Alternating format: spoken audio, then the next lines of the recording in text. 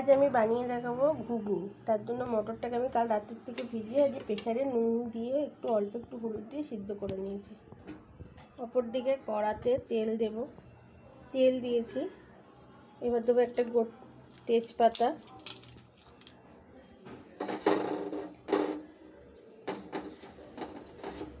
দেব গোটা জিরে,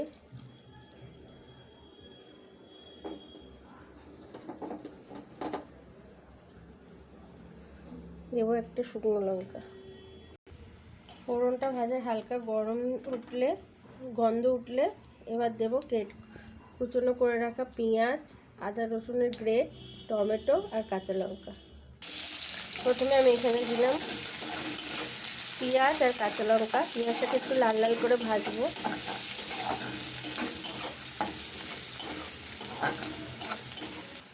পেঁয়াজটা হালকা লাল লাল ভাজা হয়ে গেলে এবার গ্রেট করে রাখা আদা রসুন আর টমেটো কুচিটা দিয়ে দেবো।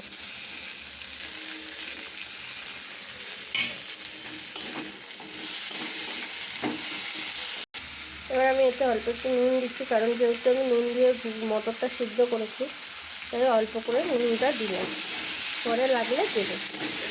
এগুলো একটু টমেটোটা সিদ্ধ হয়ে গেছে। এরপর একে একে গুঁড়ো মশলা দেবো। এখানে আছে হলুদ গুঁড়ো, জিরে গুঁড়ো, ধনে গুঁড়ো আর কাশ্মীরি লঙ্কার গুঁড়ো। এই সবগুলো দিয়ে একটু জল দিলাম, অল্প একটু চিনি দিলাম। চিনিটা দিলাম একটু স্বাদটাকে একটু টেস্টি করার জন্য। দেখো মশলাটা দিয়ে একটা সুন্দর গন্ধ ছেড়েছে, ভালো করে কষানো হয়ে গেছে। এবার আমি সিদ্ধ করে রাখা মটরটা দিয়ে দেব। অবশ্যই নুন ঝাল মিষ্টিটা তোমরা তোমাদের স্বাদ মতো দিও। দেখো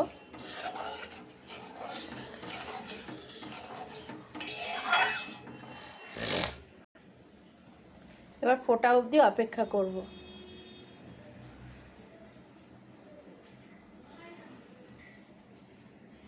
দেখো ঘুগনিটা ফুটছে। এর উপর দিয়ে আমি গরম মশলা দিয়েছি, তোমরা চাইলে ধনেপাতাও দিতে পারো। এখন আমার কাছে ধনেপাতা নেই, তাই গরম মশলাটাই দিলাম। দেখতেই পাচ্ছ এটা দেখতে কি সুন্দর হয়েছে। দেখতে যতটা সুন্দর হয়েছে খেতেও ততটাই ভালো হয়েছে। তোমরা অবশ্যই ট্রাই করে দেখো আর জানিও আমাকে যে কেমন হলো। অবশ্যই কমেন্টে জানিও। ভালো লাগলে একটা লাইক, কমেন্ট আর শেয়ার করে দিও। ধন্যবাদ।